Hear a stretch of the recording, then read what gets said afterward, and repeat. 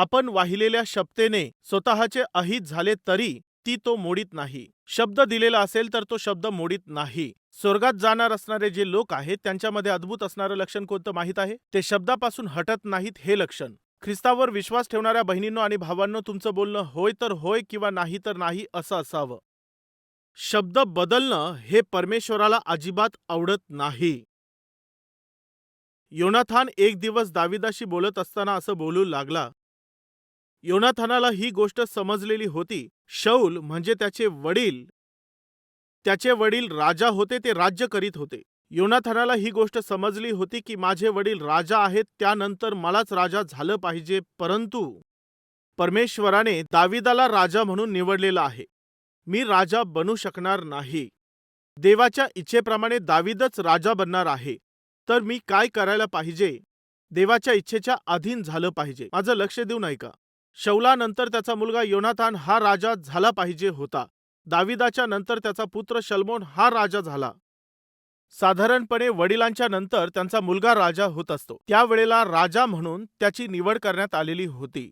परंतु देवाची इच्छा काय होती की शौलाच्या नंतर दाविदाने या देशाला सांभाळलं पाहिजे. योनाथान तर एक आत्मिक व्यक्ती होता. माझ्या इच्छेपेक्षा अधिक, वडिलांच्या इच्छेपेक्षा अधिक माझ्या देवाची इच्छा महत्वाची आहे. परमेश्वराच्या इच्छेचा स्वीकार करून त्याला सहयोग दिला पाहिजे ही त्याची जबाबदारी होती. माहित आहे त्याने दाविदाला काय म्हटलं? तो अद्भुत अशी गोष्ट बोलला. एकीकडे दावीद राजा म्हणून त्याला अभिषेक प्राप्त झाला.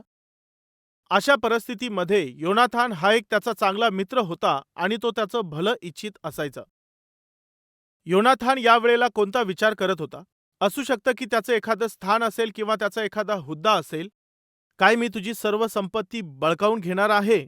हा विचार थोड्याफार प्रमाणात दाविदामध्ये आला असेल. परंतु एक दिवस देवाच्या इच्छेला ज्याने स्वीकारलं त्या योनाथानाने एक दिवस खूप चांगली गोष्ट त्याच्याबरोबर बोलली होती. चला आपण पाहूया. पहिले शमूएल अध्याय 23 मध्ये पाहूया. मी इथे 17वे वचन या ठिकाणी इथे मी ते वाचत आहे. तेव्हा शौलाचा पुत्र योनाथान हा निघून दाविदाकडे त्या उंचवट्यावरील झाडीत गेला. त्याने त्याला म्हटलं की तू भिवू नको, माझा बाप शौल याच्या हाती तू लागावायचा नाहीस. तू घाबरू नकोस, माझे वडील प्रयत्न करत आहेत की तुला पकडून मारून टाकतील. दाविदा, तू धैर्य धर, माझे वडील तुला पकडू शकणार नाहीत. याचं कारण माहीत आहे, कारण योनाथानाला माहीत होतं की परमेश्वर दाविदाच्या बाजूने आहे. देवाने दाविदाला राजा म्हणून निवडलेला आहे. यामुळे माझा बाप दाविदाला पकडू शकणार नाही, त्याला मारू शकणार नाही. तो किती चांगला आणि अद्भुत असा आत्मिक व्यक्ती आहे. एवढंच नाही तर तो पुढे बोलत आहे वचन 17 मध्येच, तू इस्रायलाचा राजा होणार व मी तुझा दुय्यम होणार. तो हटत आहे. तो खूप चांगल्या प्रकारे स्वतःला बाजूला करत आहे. म्हणजे शौलाच्या नंतर त्याने येऊन सिंहासनावरती बसायचं होतं. परंतु या सिंहासनावर मी बसणार नाही, तर कोण बसणार? दावीद. यामुळेच योनाथान स्पष्टपणे स्वीकार करत आहे, दाविदा, तूच राजा बनणार आहेस. जर मी ती इच्छा बाळगली तरी देखील परमेश्वराने काय आशा केलेली आहे की तुला राजा बनवायचं आहे. यामुळेच खूप चांगल्या प्रकारे तो रस्त्यातून हटत आहे. दाविदा, तूच राजा होशील आणि मी सहाय्यक म्हणून राहील, मी तुझा सहकारी राहील. किती चांगली आत्मिकता इथे दिसत आहे. किती तो स्वतःला अद्भुत रीतीने दीन करत आहे. ही नम्रता आहे. योनाथानाने दाविदाला एक शब्द दिला. त्याने दाविदाबरोबर एक करार केला. दाविदा, देवाने तुला आशीर्वाद दिल्यानंतर, देवाने तुला खूप मोठं केल्यानंतर, परमेश्वराने तुला स्थिर केल्यानंतर माझ्या कुटुंबाकडे, माझ्या मुलाबाळांकडे तू दुर्लक्ष करणार नाहीस ना? म्हणजे योनाथानाला हे समजलं होतं की एक दिवस माझ्या समोर दावीद राजा बनून राज्य करणार आहे. तेव्हा माझ्या मुलाबाळांविषयी काय होईल? जर मी राजा बनलो असतो तर माझे मुलं राजकुमार बनून राहिले असते. परंतु यावेळेला मी देवाची इच्छा मान्य करत आहे. दावीद आता राजा बनणार आहे. जर मला काही झालं तर माझ्यानंतर माझ्या मुलाबाळांचं काय होईल? माझे मुलं जे राजकुमारांसारखे राहिले पाहिजे, माझ्यानंतर त्यांचं काय होईल? दाविदाकडून योनाथानाने त्याने त्याच्याकडून वचन घेतलं. काय माहित आहे? दाविदा, चला इथे हे वचन आपण वाचणार आहोत. अध्याय 20 व वचन 13. तसंच बोलत आहे, परमेश्वर जसा माझ्या बापाबरोबर आहे तसाच तो तुझ्याबरोबर असो. माझा अंत न व्हावा म्हणून मी जिवंत आहे तोवर परमेश्वराच्या सारखी कृपा तू मजवर करावी. एवढंच नव्हे तर माझ्या घराण्यावरून आपली कृपादृष्टी कदापि काढून घेऊ नको. परमेश्वर दाविदाच्या प्रत्येक शत्रूचा या भूतलावरून उच्छेद करील तेव्हाही ती काढून घेऊ नको. अशा प्रकारे योनाथानाने दाविदाच्या घराण्याशी अनभाग केली. पहा तो या ठिकाणी काय बोलत आहे. म्हणजे जर तुझी राजा म्हणून निवड झाली आणि जर समजा मी मरण पावलो तर माझ्या घराण्याकडे तू दुर्लक्ष करू नकोस. माझ्या मुलांची तू चांगल्या प्रकारे काळजी घे. हे वचन मला देतोस का? जर तू राजा झाल्यानंतर, तू स्थिर झाल्यानंतर माझ्या मुलाबाळांकडे जर तू दुर्लक्ष करशील तर निश्चित परमेश्वर तुला दूर करील. त्या दिवशी दाविदाला योनाथानाबरोबर एक मैत्रीपूर्ण रूपाने तो निर्णय घ्यावा लागला. दाविदाने त्याला वचन दिलं, मी तुझ्या मुलाबाळांची काळजी घेईल. शौलाच्या मूर्खपणामुळे, शौलाच्या उतावळेपणामुळे, परमेश्वराच्या इच्छेच्या विरोधामध्ये, त्याच्या सहाय्याशिवाय परमेश्वराच्या इच्छेच्या विरोधामध्ये जाऊन शौल युद्धासाठी गेला. त्याच्याबरोबर त्याचा पुत्र योनाथान देखील गेला. त्याच्याबरोबर त्याचे पुत्र देखील गेले. त्या युद्धामध्ये शौलाचा पराभव झाला आणि शौलाने स्वतःला मारलं. त्या युद्धामध्ये वडिलांची मदत करत असताना योनाथान देखील मारला गेला आणि त्याचे पुत्र देखील मारले गेले. त्यानंतर दावीद सिंहासनावरती राजा म्हणून बसला आणि त्यानंतर काय घडलं तुम्हाला माहिती आहे? स्वर्गामध्ये जाणार असणाऱ्या लोकांमध्ये या भूतलावर त्यांच्यामध्ये दिसून येणारे लक्षणं कोणते माहीत आहे तुम्हाला? ते शब्द मोडीत नाहीत. बरेचदा आपण दुःखात असतो तेव्हा त्याला वचन देतो, परंतु अडचणी आणि त्रास दूर झाल्यानंतर ते आपण विसरून जातो. जेव्हा अडचणीमध्ये असतो, त्रासामध्ये असतो, नोकरीशिवाय असतो, आर्थिक अडचणी आणि क्लेशामध्ये असतो, परमेश्वराच्या उपस्थितीमध्ये येऊन आपण त्याला वचन देतो. आपण त्याच्याशी नवसही करतो. आपण त्याला शब्द देखील देतो, परमेश्वरा या अडचणीमधून, या आजारामधून, या त्रासामधून आणि या वांझपणातून काढल्यानंतर ही बेरोजगारीची समस्या जर तू दूर करशील तर परमेश्वरा मी तुला वचन देतो, मी तुझ्यासाठी हे करेल, मी तुझ्यासाठी ते करेल. असं वचन आपण त्याला देत असतो. परंतु देवाने कृपा केल्यानंतर आपण त्यामध्ये टिकून राहिलो पाहिजे. हे सर्वांना शक्य होत नसतं. हे कोणाला शक्य होत असतं? त्यांना जे स्वर्गामध्ये जाण्याच्या योग्य आहेत. दिलेला शब्द पूर्ण करण्याचा स्वभाव त्यांच्यामध्ये दिसून येत असतो. पाहूया दुसरे शमूएल अध्याय 9 मधून इथून आपण काही वचनं वाचणार आहोत. योनाथानाकरिता दुसरे शमूएल अध्याय 9 वचन 1. योनाथानाकरिता ज्यावर आपण दया करावी असा कोणी शौलाच्या घराण्यातला अजून उरला आहे काय? अशी चौकशी दाविदाने केली. शौलाच्या घराण्याचा सिबा नामक एक सेवक होता. त्यास दाविदाकडे बोलावून आणण्यात आले. राजाने त्यास विचारिले, तू सिबा आहेस काय? त्याने म्हटले, मीच तो आपला दास.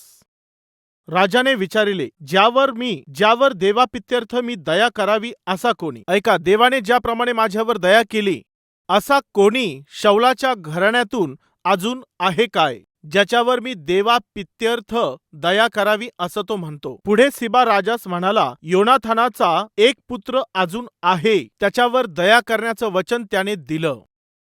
योनाथानाला त्याने वचन दिलेलं होतं, मी तुझी आठवण ठेवीन, तुझ्या घराण्याची मी आठवण ठेवीन. हा आपल्या दोघांमध्ये झालेला करार आहे. योनाथानाच्या मृत्यूनंतर जेव्हा दावीद राजा झाला तेव्हा त्याने आठवण केली, मी योनाथानाला वचन दिलेलं होतं, तुझ्या मुलाबाळांकडे मी लक्ष देईन. तेव्हा त्याने काय केलं? एका मनुष्याला पाठवून त्याच्या घराण्यातील कोणी लोक आहेत का, शौलाच्या घराण्यामध्ये कोणी जिवंत आहेत का असं म्हणून त्याने शौलाच्या घराण्यातील लोकांना बोलावलं आणि त्यांच्यापैकी एक योनाथानाचा मुलगा होता. तो कोण होता? तिसऱ्या वचनाचा शेवटचा भाग मी वाचत आहे. सिबा राजास म्हणाला, योनाथानाचा एक पुत्र अजून आहे, तो पायांनी लंगडा आहे. राजाने त्यास विचारिले, तो कोठे आहे? सिबाने राजास म्हटले, पहा, तो लो दबार येथे माखीर बिन अम्मियेल याच्या घरी असतो. तर जाऊन योनाथानाच्या पुत्राला माझ्याकडे यरुशलेम मध्ये घेऊन या. त्याचं नाव काय होतं? चला आपण ते पाहूया. मफीबोशेथाला घेऊन या, असं जेव्हा त्याने सांगितलं, मफीबोशेथाला घेऊन आले. मफीबोशेत जेव्हा आला तेव्हा तेव्हा दावीद काय बोलला ते पुढच्या वचनात पाहू. दावीद त्यास म्हणाला, भिऊ नको. तुझा बाप योनाथान ह्याच्याकरिता मी तुझवर अवश्य दया करीन व तुझा बाप शौल ह्याची सर्व जमीन मी तुला परत देईल, तुला मी ती देईल. पाहिलत का? ऐकत आहात ना? मफीबोशेथा, धैर्य धर. आज मी राजा झालो आहे, परंतु जी काही शौलाची संपत्ती आहे ती सर्व मी तुला देत आहे. योनाथान माझा मित्र होता. मी त्याला वचन दिलेलं आहे की त्याच्या मुलाबाळांवर मी चांगली कृपादृष्टी ठेवीन. यामुळे ती संपत्ती तुला भेटली पाहिजे. साधारणपणे घर चालविणारे प्रमुख जेव्हा मरण पावतात तेव्हा त्या संदर्भामध्ये बहिणी येऊन किंवा भाऊ येऊन प्रार्थनेचं सहाय्य मागण्यासाठी येतात. तेव्हा काय म्हणतात माहितीये? ब्रदर, माझे पती ॲक्सिडेंटमध्ये मरण पावले. 3 लेकरं आहेत ब्रदर. चांगली नोकरी होती. खूप पैसे असायचे ब्रदर. परंतु आज खाण्यासाठी एक अन्नाचा कण देखील नसतो. जेव्हा ते असं सांगत असतात, तुम्ही असं बोलत आहात, तुम्ही तर श्रीमंत होता ना, मग खाण्यासाठी आता काही नाही असं कसं? हो, त्यांचे जे भाऊ होते त्या सर्वांनी मिळून माझ्या पतीची सर्व संपत्ती बळकावलेली आहे. फसवून त्यांच्या सह्या घेतल्या आणि मला आणि माझ्या मुलांना त्यांनी 1 एकर जमीन देखील सोडली नाही. त्यांनी घर देखील दिलं नाही आणि जितकी ही धनसंपत्ती होती ती सर्व अन्याय करून त्यांनी बळकावून टाकली. हे सर्व दुष्ट लोक आहेत. घराचा कर्ता पुरुष मरण पावल्यावर, नोकरी करणारा मरण पावल्यावर, शेतीवाडी करणारा मनुष्य मरण पावल्यावर, तेव्हा त्याची शेती बळकावण्यासाठी, त्याची संपत्ती लुटण्याकरिता, त्याचं धन लुटण्याकरिता किती लोक तयार असतात. दुष्ट लोक आहेत ते. पण इथे दावीद बोलत आहे, शौलाच्या संपत्तीमधून मला काहीही नको आहे. ते सर्व मी तुला देऊन टाकत आहे. तो हे बोलून तिथेच थांबला नाही. हे मफीबोशेथा, एक गोष्ट तुला सांगू इच्छितो. काय आहे स्वामी? शौलाची सगळी संपत्ती मी तुला देऊन टाकत आहे. मला एक गोष्ट माहीत आहे. ती कोणती आहे? हो, खरोखरच राजा म्हणून खरोखरच या भोजनाच्या मेजावरती बसण्याची माझी योग्यता नाही. शौलानंतर वास्तविक पाहता योनाथानाने तुझ्या वडिलांनी इथं बसलं पाहिजे होतं. तुझे वडील ते इथं जेवणासाठी बसले असते तर मी तुझ्या वडिलांबरोबर जेवण केलं असतं. परंतु परमेश्वराच्या एवढ्या महान कृपेमुळे योग्यता नसणाऱ्या अशा मला राजा म्हणून या देशावर राज्य करण्याचं हे भाग्य त्याने मला दिलं. राजा जिथे जेवण करतात त्याच्या पंक्तीच मला बसवलं आहे. परंतु मफीबोशेथा, वास्तविक त्याने इथं बसलं पाहिजे होतं, मी नाही. खरोखरच माझ्या मुलांनी नाही तर तू इथे बसलं पाहिजेस. यामुळेच मफीबोशेथा, आजपासून तू माझ्या बरोबर माझ्या पुत्राप्रमाणे राजा जिथे जेवण करतो त्या ठिकाणी तुला बसायचं आहे. असं का? माहीत आहे, तुझे वडील राजा असते तर ते इथे बसले असते ना, व त्यांच्या बाजूची जागा देवाने मला दिली असती. पहा, दाविदाची आत्मिकता किती चांगली होती. दावीद सिंहासनावरती स्थानापन्न झाल्यानंतर त्याने आपले मूल्य सोडून दिले नाहीत. कित्येक लोकांना आपण पाहतो, जेव्हा धन असतं तेव्हा त्यांचे गुण गमावत असतात, गुण असतात तेव्हा धन नसतं, धन असतं तेव्हा गुण नसतात. दाविदावर वंश परंपरागत आशीर्वाद आले नाही, हे आशीर्वाद अचानक त्याच्यावर आले होते. कमीत कमी जवळपास 15 वर्षांपर्यंत, 13 ते 15 वर्षापूर्वी परमेश्वराने जे अभिवचन दिलेलं होतं, धीराने विश्वासाने वाट पाहून एवढे सर्व प्रयत्न केल्यानंतर त्याला ते स्थान प्राप्त झालं. त्याच्याकडे धन आलं, परंतु त्याने आपला स्वभाव बदलला नाही. योनाथानाला जेव्हा त्याने शब्द दिला तो अद्भुत होता. त्याने तो कसा पाळला. तुझ्या घराण्याची सर्व संपत्ती मी तुला देऊन टाकतो. एवढंच नाही तर आजपासून तू माझ्याबरोबर राजाच्या या महालामध्ये माझ्या मेजावरती तू नित्य जेवण करशील. तो असं का बोलला जरा सांगा? त्या गुणामुळे. जे वचन मी दिलेलं आहे त्यावर मी ठाम राहिलो पाहिजे. कित्येक प्रसंगामध्ये जेव्हा एखादा व्यक्ती समोर दिसतो तेव्हा त्या गोष्टीची आपल्याला आठवण येते. जेव्हा ते आपल्या समोरून दूर जातात तेव्हा ती गोष्ट आपण विसरून जातो. जोपर्यंत ते आपल्याला आठवण करून देत नाही तोपर्यंत आपल्याला आठवत देखील नाही. परंतु दावीद तसा नव्हता. तो व्यक्ती असेल तर एक बोलणं आणि तो व्यक्ती नसेल तर त्याच्याविषयी वेगळं बोलणे, असा प्रकारचा दावीद नव्हता. तुमच्याविषयी काय आहे? जेव्हा कोणी तुमच्या समोर असेल तेव्हा तुम्ही वेगळं बोलता, ते समोर नसतील तर तुम्ही वेगळं बोलता. जर तुमचं व्यक्तिमत्व असं असेल तर तुम्ही स्वर्गामध्ये जाणारे लोक नाहीत, कारण हा तिथला प्रकार नाही. योनाथानाच्या मृत्यूनंतर देखील तो आहे अशा प्रकारे दावीद वागत होता. माहित आहे याचं कारण काय होतं? कारण मी त्याला वचन दिलं आहे. योनाथानाला मी वचन दिलं आहे, त्याच्या मुलाबाळांकडे मी लक्ष ठेवील, मी त्यांचा सांभाळ करील.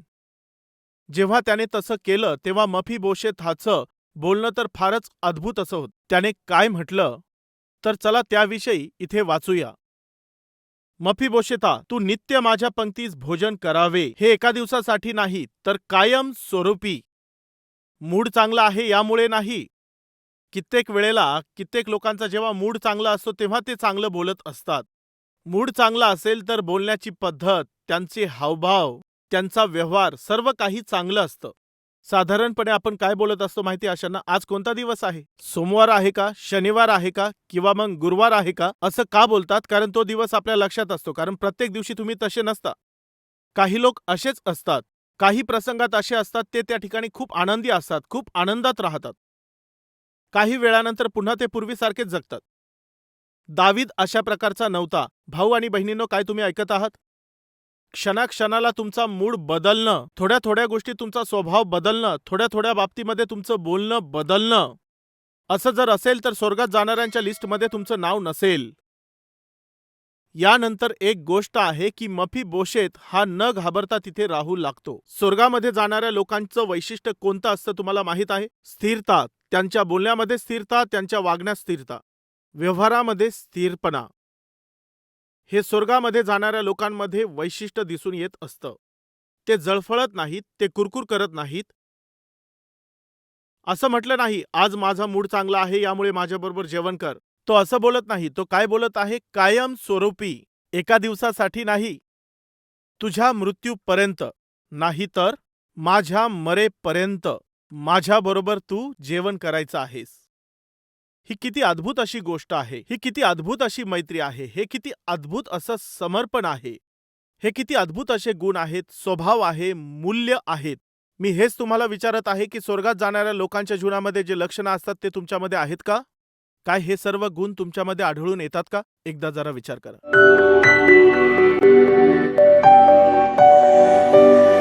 पवित्र पिता, तू सरळ आणि स्पष्टपणे आमच्याशी बोललेला आहेस.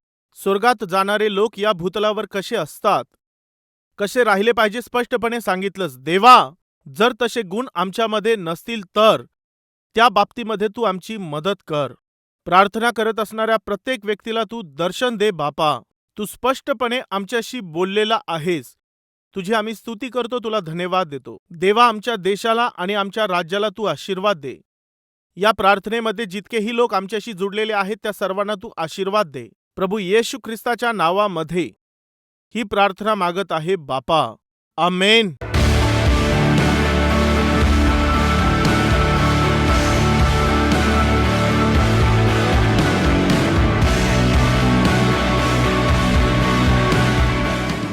आमचा पत्ता Calvary, post box number 30, Kukatpally, Hyderabad 72.